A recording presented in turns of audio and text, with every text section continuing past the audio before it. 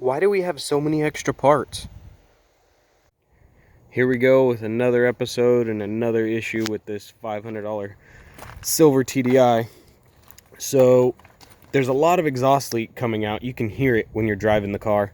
I've put about 250 miles on it, something like that. So I stopped in at the local exhaust shop and just had them check it out, see what they thought, since they could raise it up on a lift and everything and it'd be easier. They told me it was an exhaust manifold gasket and that I needed to order it, and they couldn't do anything until I ordered it. So I'm like, all right, yeah, no big deal. Ordered it online, 20 bucks. And I'm laying in bed thinking, man, that sure is a lot of exhaust coming out of there for a gasket. So if you know anything about these EGR delete plates, this is the one that I put on there where the pipe had broke previously. Well, me putting that pipe on there created more pressure, obviously, and this tube had nowhere to go. So it broke at another location in the back.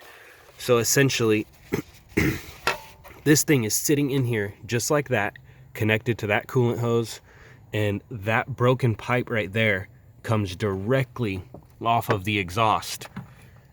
Let's see if you can see it back there underneath this intake pipe. It comes directly off of the exhaust, and that's where it broke right there. So it's not the gasket. It was coming off of the EGR cooler. That's what this is, your EGR cooler. So I went ahead and took the whole thing out. It may have been rattling out of there as well because they didn't even have these two bolts on right here. So it was connected by that broken one right here. That one's broken off. So this thing was just sitting in there flopping around with exhaust pressure, and no wonder why these elbows broke. So basically what I'm going to do is just move this delete plate that I put on here and put it directly onto the exhaust manifold right down there. And hopefully that should, now I'm completely taking out the EGR cooler, which I didn't want to do. This was just a quick fix for, that pipe that had broken previously, which means now, let's see, this coolant hose here goes up and ties into the EGR. It ties in right here. And then, where's that other one? Where did I put that pipe?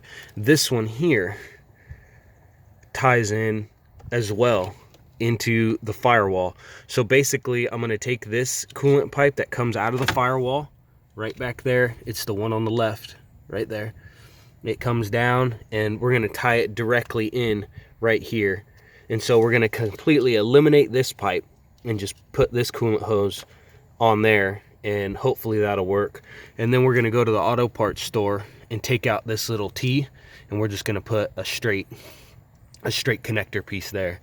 So I mean, this like EGR delete that I did just to kind of prevent exhaust gases from going onto, if you remember, this wiring harness here, it just created pressure elsewhere and broke in the back. So now we have an EGR cooler delete, and now we're going to try to get it all tied back in together, and hopefully I've noticed my turbo not creating as much boost, if any at all, and that's probably why, because all the exhaust gases are coming out there and they're not hardly going into the turbo. So we're gonna piece this all back together, and hopefully that fixes something. I already did order the exhaust gasket and the turbo gasket, so later in the future we'll probably go ahead and take both of those off and maybe rebuild or clean the turbo, check to see how it's running. But it's very hard for me to trust professionals when they do silly stuff like not put enough oil in your car, tell you it's an exhaust gasket when clearly there's just a pipe broken back there directly off the exhaust manifold. Tighten down your drain plug on your oil and strip it out, little silly stuff like that. It's hard for me to trust these guys, so it's very important to find a mechanic that you trust and is going to do the right thing. But anyhow, that'll end it for this one. Thanks.